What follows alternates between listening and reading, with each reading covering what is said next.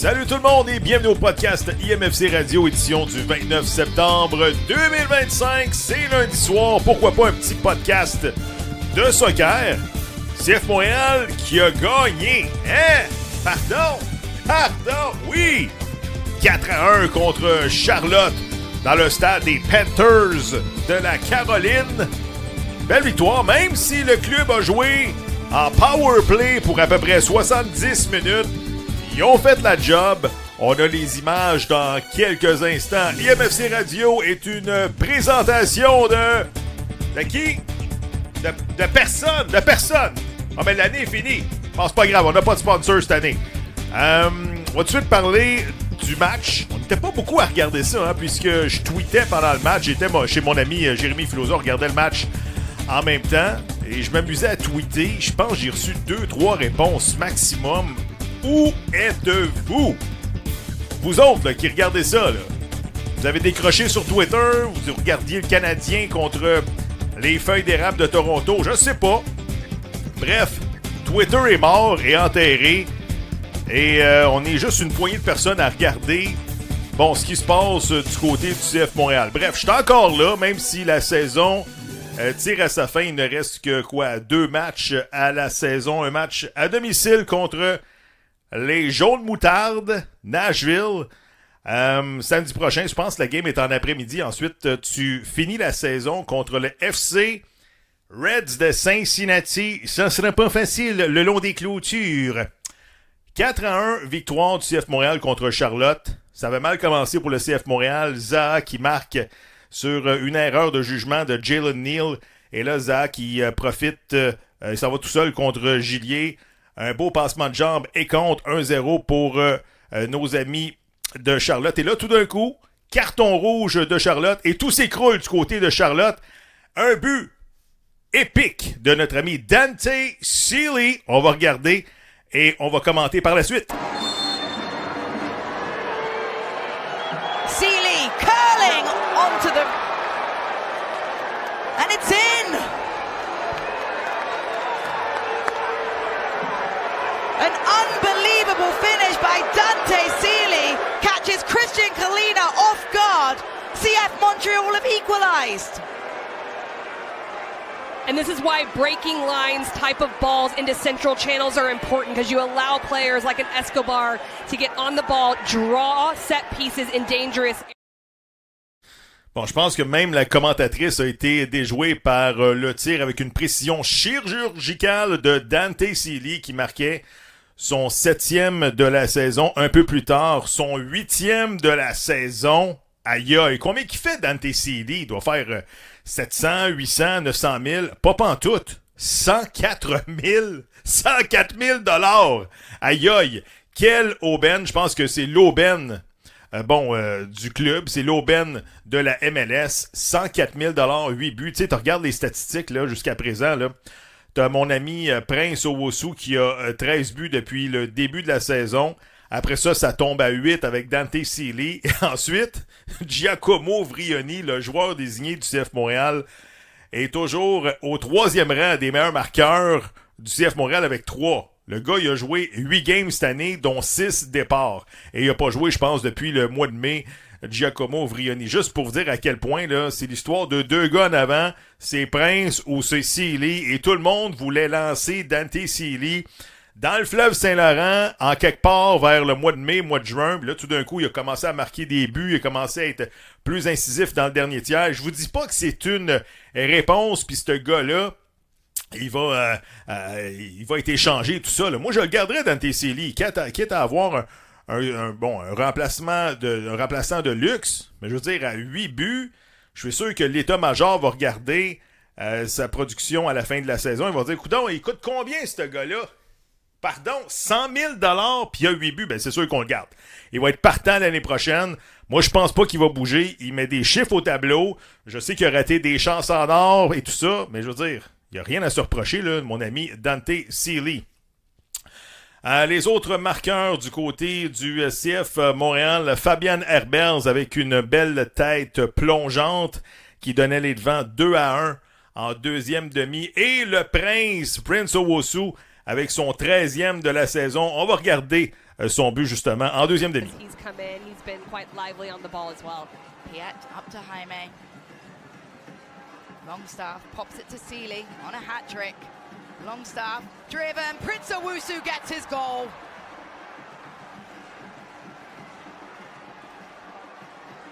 The floodgates have well and truly opened. CF Montreal have 4. Well, this is exactly what happens when you go a man down. You just have to keep going. You have to keep probing because of that advantage. Once you do break through, your opposition has to step out, and they're becoming fatigued. Le Prince Owusu qui marque son 13e de la saison. Pas moi qui aurais gagé là-dessus après avoir vu ses prestations du mois d'avril et du mois de mars.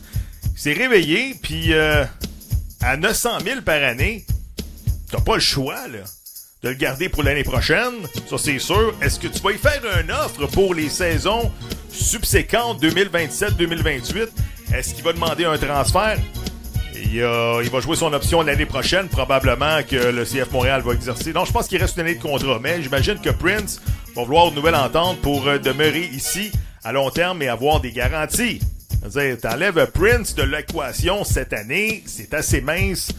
Côté numéro 9, le Fresh Prince of Hochelag. Dans un autre ordre d'idées, comment ça se fait que David Bougaille joue plus?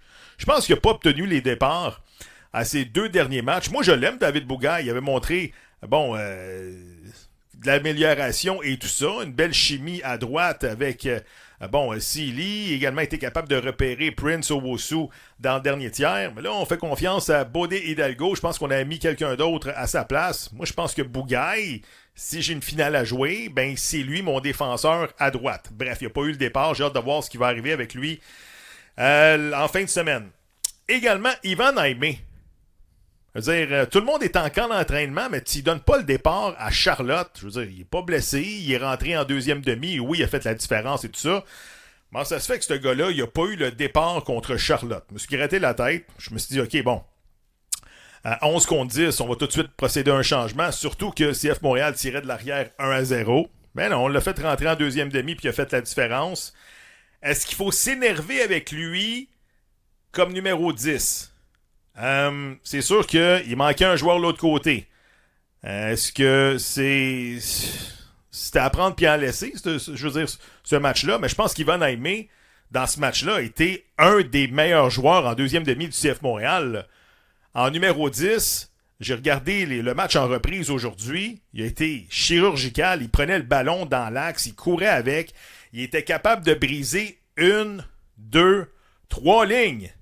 Ivan Jaime, tu le visses en numéro 10. Puis tu dis à ton chum, Bryce Duke, peux-tu me donner le numéro 10? Je vais te donner le numéro 11, puis c'est réglé. On se serre la main. Je veux dire, Bryce Duke, comme numéro 10, comme doublure, peut-être, mais on peut-tu lui donner son numéro? Un peu comme dans le film Le Ventilateur ou bien la version anglaise de Fan. Vous avez sûrement vu ce film-là avec Benicio del Toro, je pense. Ça se peut-tu? Bref. Et notre ami... Wesley Snipes, le ventilateur de Fan. Non, mais Ivan Jaime en numéro 10, pas de problème avec ça. Tu as investi beaucoup d'argent en ce gars-là. Et là, prends une décision, tu dis à Ivan, oublie ça à gauche, là, tu vas jouer en numéro 10. Regardez les images, je vous le dis, là, allez voir les highlights. Puis ce gars-là a fait la différence à chaque fois qu'il prenait le ballon. Ça ne prenait pas 2-3 secondes pour prendre une décision. Tout de suite, le ballon était parti.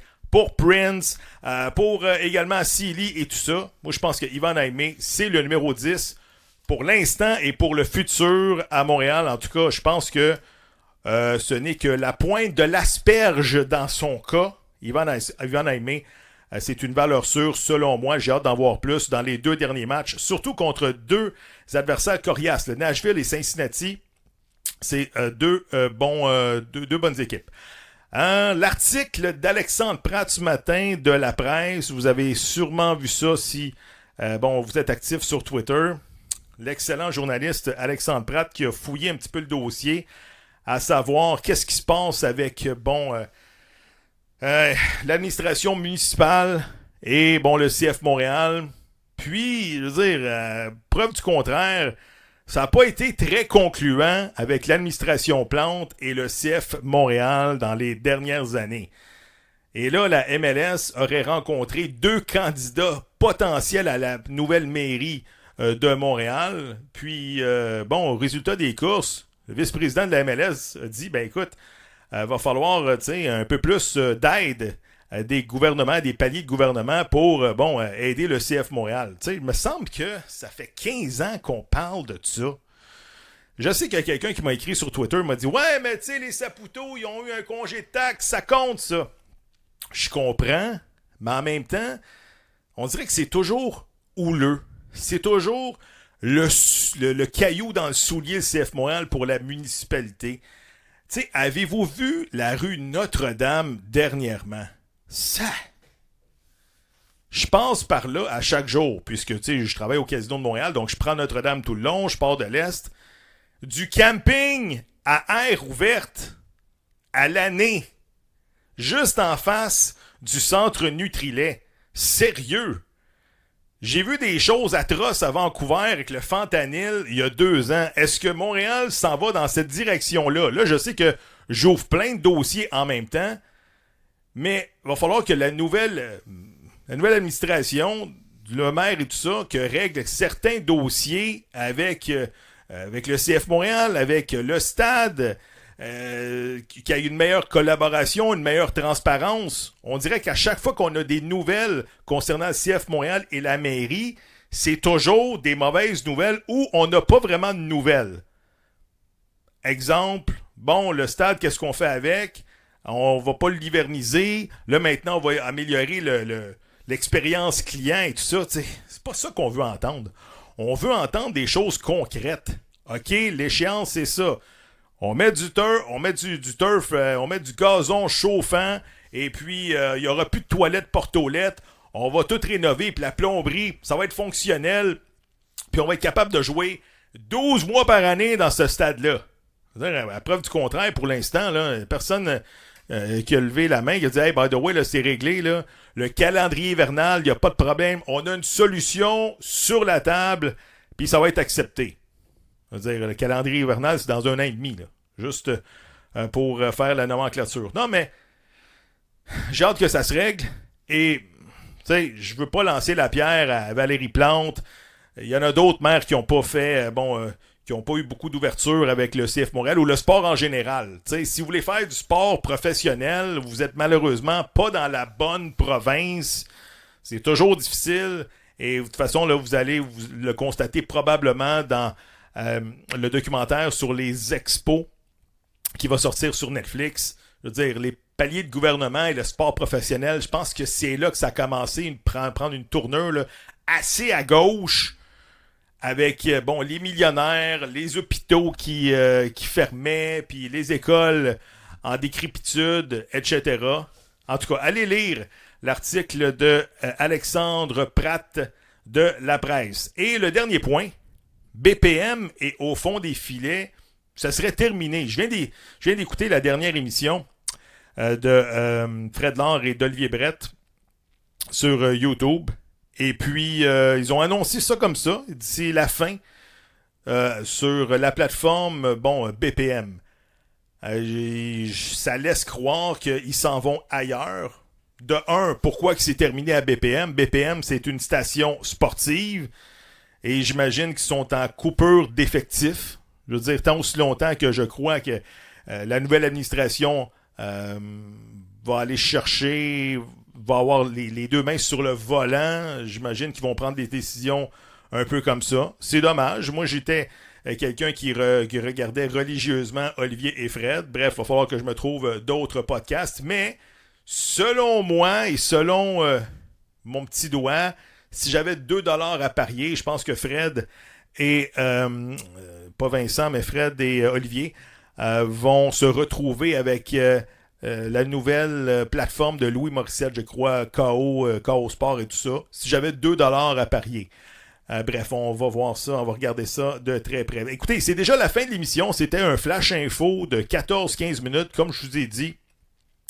Pas grand-chose pour écrire à sa mère du côté du CF Montréal. Je pense que Thomas Gillier a été invité par l'équipe chilienne pour la prochaine fenêtre internationale. Je veux dire, il n'a pas vraiment été testé en fin de semaine, mais je pense que d'ores et déjà, on prépare l'avenir du côté du CF Montréal. Thomas Gillier sera l'homme de confiance de Marco Donadel, encore par intérim, l'année prochaine. Souvenez-vous de Philippe Alou en 92, lorsqu'il avait relevé Tom Reynolds. Je pense qu'il avait été coach par intérim jusqu'à la fin de l'année, puis on ne l'avait jamais, je crois, confirmé pour les saisons subséquentes. En tout cas, j'ai hâte de voir si Marco Donadel sera l'homme de la situation pour les années à venir.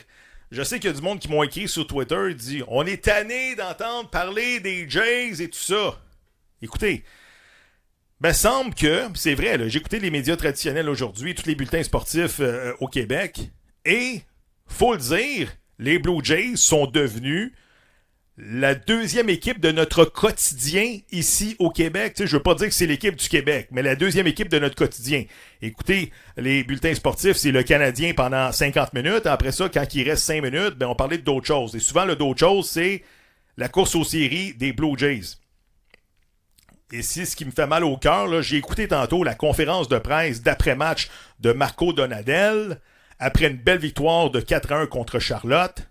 Écoutez, Marco Donadel a répondu à une question. Pas parce qu'après ça, il était en crise puis il est parti à une seule question. Une question d'un journaliste. C'est tout. Merci Marco. Tu peux aller te prendre ta douche puis te rhabiller puis prendre l'avion. Sérieusement, une question. C'était celle de Elias Grigoriadis.